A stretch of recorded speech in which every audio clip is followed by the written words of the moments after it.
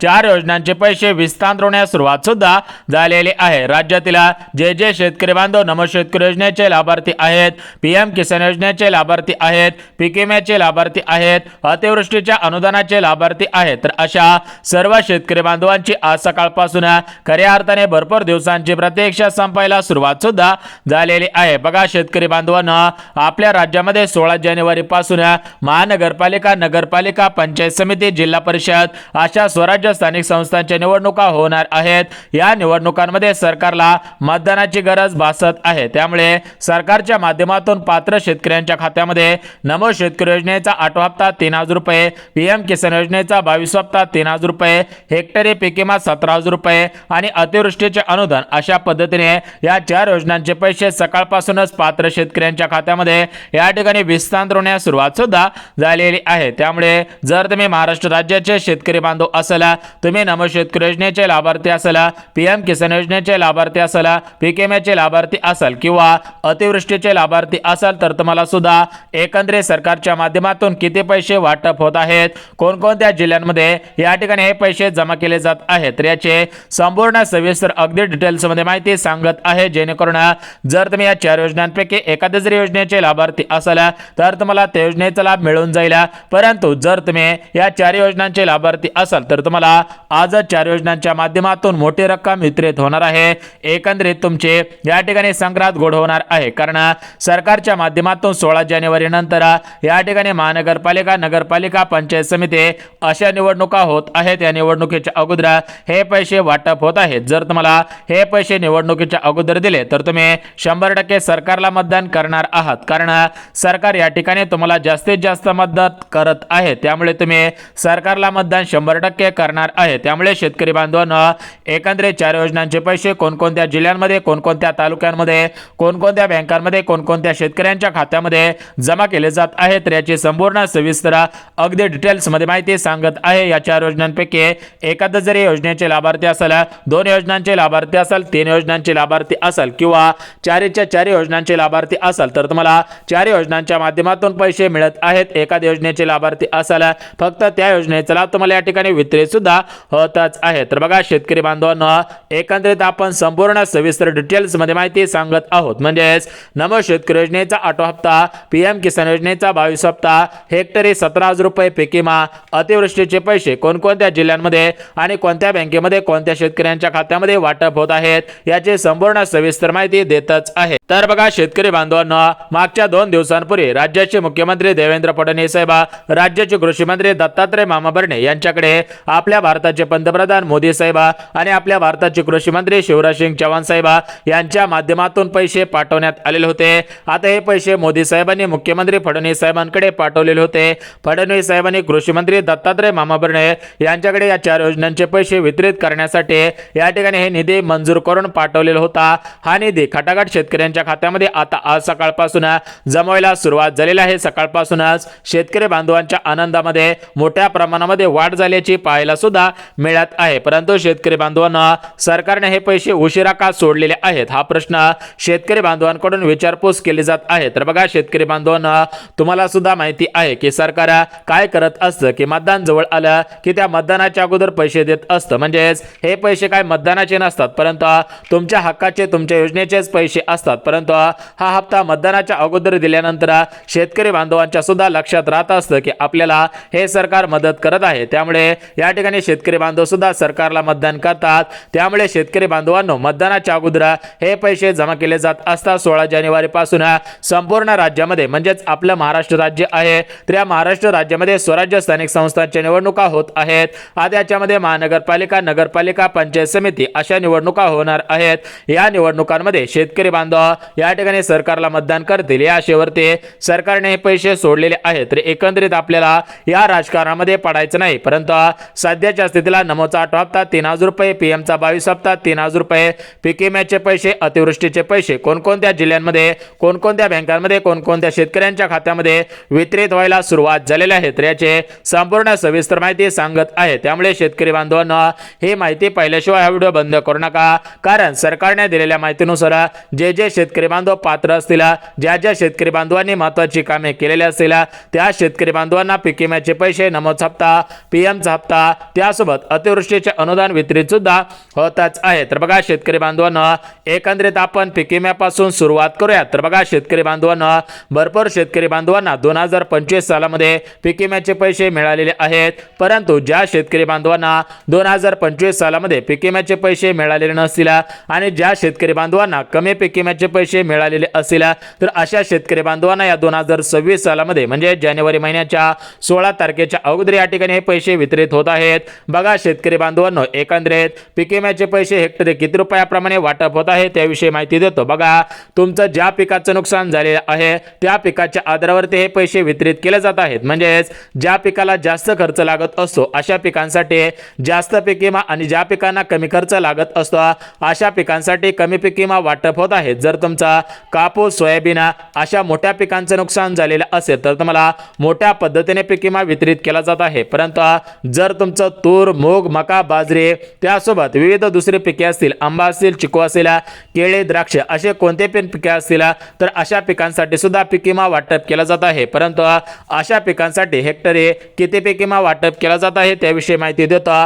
कापूस, सोयाबीन विषयी किती पीक विमा वाटप केला जात आहे त्याविषयी सुद्धा माहिती देऊन टाकतो। परंतु शेतकरी बांधवांनो, जर तुमच्या खात्यामध्ये नमो शेतकरी योजनेचा आठवा हप्ता वितरित केला जात आहे तर हा आठवा हप्ता 2000 रुपयांऐवजी 3000 रुपयाप्रमाणे वितरित केला जात आहे। कारण शेतकरी बांधवांनो, या ठिकाणी राज्याचे मुख्यमंत्री देवेंद्र फडणवीस साहेब यांनी निवडणुकीच्या अगोदर स्पष्टपणे सांगितले होतं की नवीन वर्ष सुरू झाल्यानंतर शेतकरी बांधवांना 2000 रुपयांऐवजी 3000 रुपयांप्रमाणे हप्ता देऊ आणि त्याप्रमाणे नमोचा आठवा हप्ता हा 3000 रुपयाप्रमाणे वितरित सुद्धा होतच आहे। त्यासोबत शेतकरी बांधवांनो, आता पीएम किसान योजनेचा 22 हप्ता तर बघा, पात्र शेतकऱ्यांच्या खात्यामध्ये 19 नोव्हेंबर 2025 रोजी पीएम किसान योजनेचा 21 हप्ता हा 2000 रुपयाप्रमाणे वितरित झालेला आहे। आता लगेच जानेवारी महिन्यामध्ये पात्र शेतकऱ्यांच्या खात्यामध्ये पीएम किसान योजनेचा 22 हप्ता हा 2000 रुपयांऐवजी 3000 रुपयाप्रमाणे वितरित होत आहे। आणि सर्वात महत्त्वाचं म्हणजे अतिवृष्टीचे अनुदान। बघा, मान्सूनच्या परतीच्या पावसामुळे म्हणजेच 2025 सालामध्ये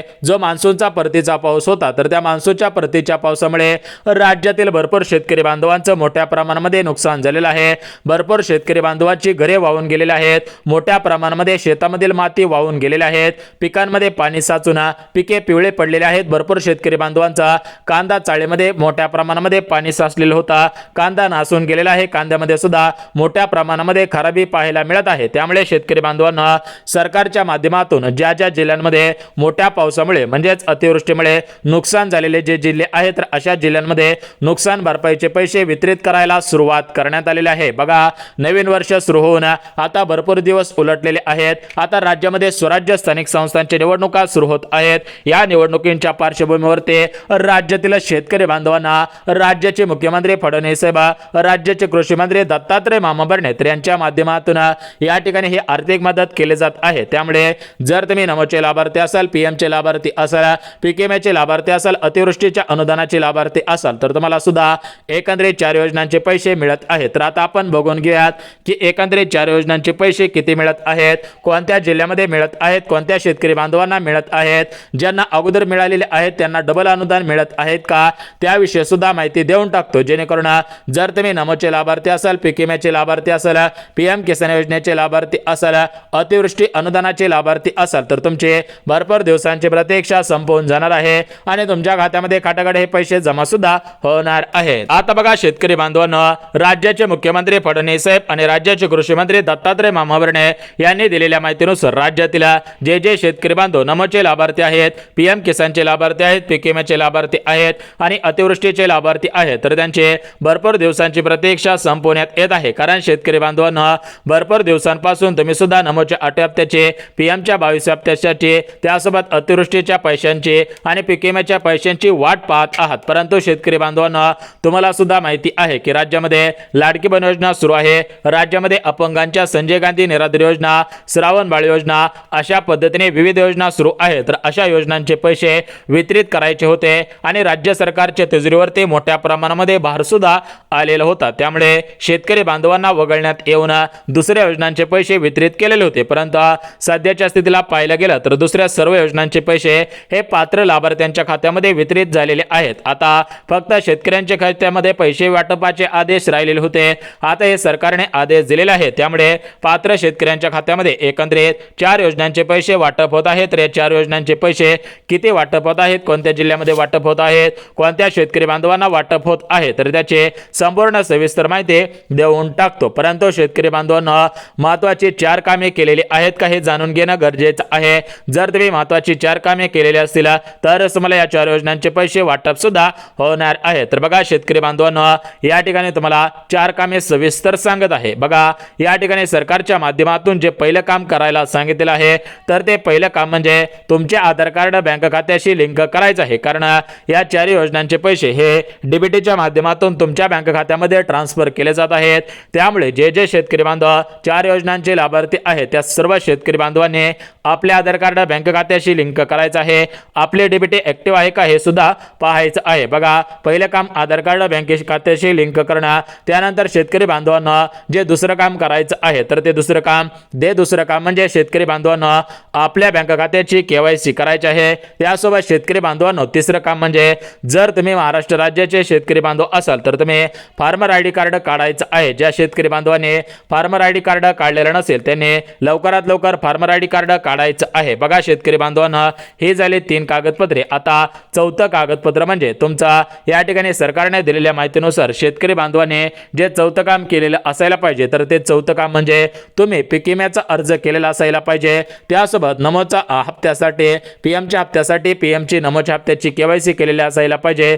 अतिवृष्टीचा अनुदानासाठी अर्ज केलेला असायला पाहिजे। मोबाईल मधून पीक पाणी केलेली असायला पाहिजे। तर असे एकंदरीत जे 4 कामे आहेत जे शेतकरी बांधवांनी 4 कामे केलेली असतील तर अशा सर्व शेतकरी बांधवांना हे पैसे वितरित सुद्धा होतच आहेत। तर बघा शेतकरी बांधवांना महत्त्वाची 4 कामे सांगितलेली आहेत। आता आपण एकंदरीत पाहून घेऊयात की पात्र शेतकरी बांधवांना कशा पद्धतीने निधी वाटपाचे आदेश देण्यात आलेले आहेत त्याविषयी संपूर्ण सविस्तर माहिती सांगत आहे। तर बघा शेतकरी बांधवांना राज्यातील ज्या शेतकरी बांधवांचा 2025च्या मान्सूनच्या परतीच्या पावसामुळे मोठ्या प्रमाणामध्ये नुकसान झालेलं आहे आणि त्या शेतकरी बांधवांनी पीक पाणीच्या माध्यमातून या ठिकाणी नोंदणी केलेली असेल तर अशा शेतकरी बांधवांना कापूस, सोयाबीन, तूर असेल, मूग असेल, त्यासोबत या ठिकाणी भुईमूग असेल, आंबे पीक असेल, द्राक्ष पीक असेल, केळी पीक असेल, अशा तुमच्या कोणत्याही पिकाचं नुकसान झालेलं असेल तर त्या बदल्यामध्ये सरकारच्या माध्यमातून अतिवृष्टीचे पैसे पात्र शेतकऱ्यांच्या खात्यामध्ये वितरित होत आहेत।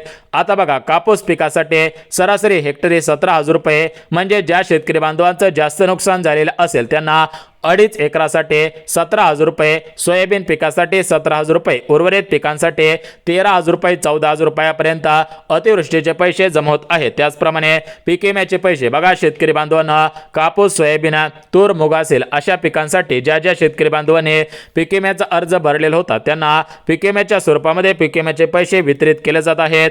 आता बघा शेतकरी बांधवांना नमोचा 8 हप्ता आणि पीएमचा 22 हप्ता बघा शेतकरी बांधवांना पात्र शेतकऱ्यांच्या खात्यामध्ये 19 नोव्हेंबर 2025 रोजी पीएम किसान योजनेचा 21 हप्ता हा 2,000 रुपयाप्रमाणे वितरित झालेला आहे। आता शेतकरी बांधवांना पीएमच्या 22 हप्त्याची चिंता लागलेली होती तर त्या सर्व शेतकरी बांधवांची पीएमच्या 22 हप्त्याची प्रतीक्षा संपत आहे। कारण पात्र शेतकऱ्यांच्या खात्यामध्ये पीएम किसान योजनेचा 22 हप्ता हा 2,000 रुपयांऐवजी 3,000 रुपयाप्रमाणे वितरित होत आहे। आता बघा शेतकरी बांधवांना आपल्या राज्य सरकारच्या माध्यमातून म्हणजेच राज्याचे मुख्यमंत्री फडणवीस साहेब आणि आपल्या राज्याचे कृषी मंत्री दत्तात्रय मामा भरणे यांच्या माध्यमातून नमो शेतकरी योजनेच्या 8 हप्त्याला मंजुरी देण्यात आलेली होते आणि या ठिकाणी नमो शेतकरी योजनेचा 8 हप्ता पात्र लाभार्थ्यांच्या खात्यामध्ये जमवायला सुरुवात सुद्धा झालेली आहे। आता बघा शेतकरी बांधवांना या ठिकाणी आता आपण काही महत्त्वाची माहिती होती ती महत्त्वाची माहिती पाहिलेली आहे। आता आपण या 4 योजनांचे पैसे ज्या बँकेमध्ये जमा होत आहेत, ज्या जिल्ह्यांमध्ये सोडण्यात आलेले आहेत तर त्या जिल्ह्यांची यादी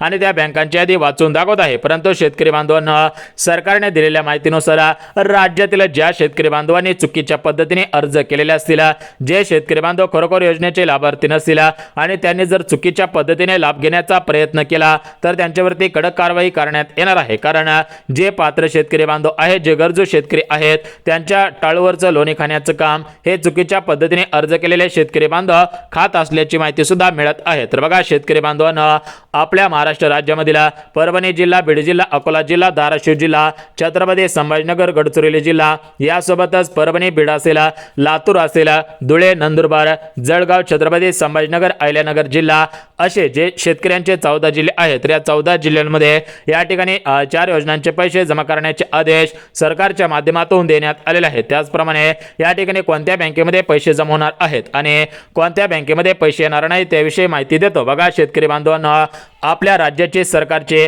पोस्ट बँक, त्यानंतर SBI बँक, त्यानंतर bank of India, bank of Maharashtra, Canara bank, ICICI bank, Kotak Mahindra bank अशा राज्यातील सर्व सरकारी खाजगी बँकेमध्ये हे पैसे जमा होणार आहेत। फक्त आधार कार्ड बँक खात्याशी लिंक असणं गरजेचं आहे। बघा शेतकरी बांधवांनो, सूत्रांनी दिलेल्या माहितीनुसार 19 नोव्हेंबर 2025 रोजी पात्र शेतकऱ्यांच्या खात्यामध्ये PM किसान योजनेचा 21 हप्ता आलेला आहे। आता शेतकरी बांधवांना या 2026 सालामधील दुसऱ्या किंवा तिसऱ्या महिन्यामध्ये PM किसानचा 22 हप्ता मिळेल।